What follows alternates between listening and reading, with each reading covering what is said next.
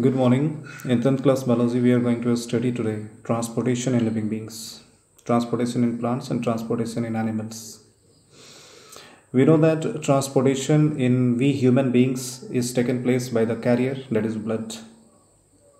Generally, we know that carbon dioxide, food, or nitrogenous waste are dissolved in the plasma, and this plasma carry all these substances from one place to another place.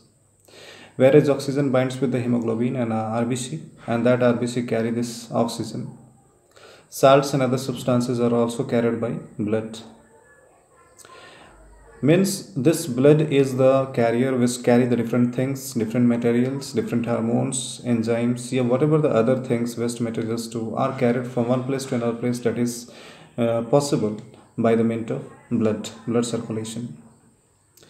Then question is here, which organ is responsible for the pumping of this blood so that the blood can be circulated throughout the body and can supply the useful materials and can take the waste materials and supply them to the excretory organs. We know that is the organ, that is the heart, human heart. Human heart is the fifth separate structure.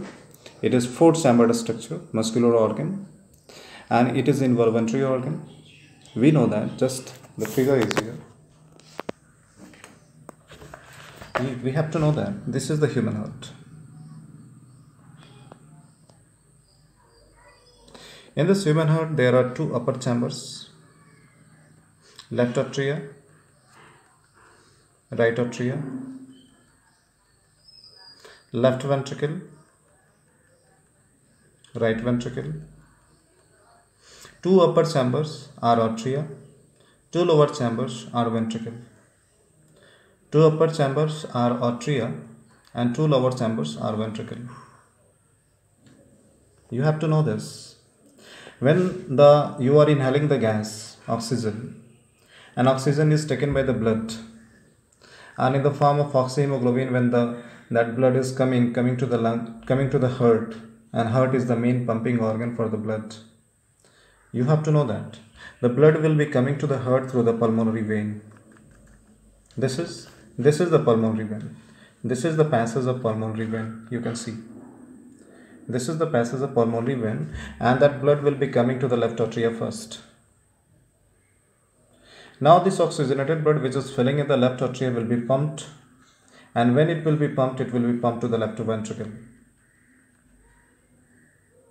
The oxygenated blood will be coming to the left ventricle, and from this left ventricle again this will pump.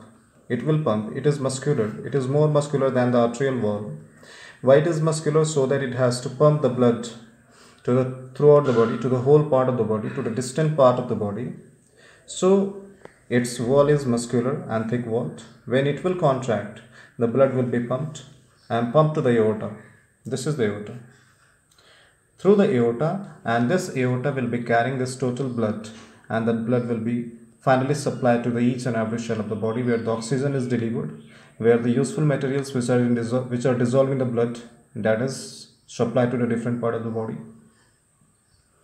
Now after the respiratory process in the mitochondria, when the carbon dioxide is formed, that carbon dioxide is again taken by blood, again taken by plasma, again taken by hemoglobin in the form of deoxygenated blood.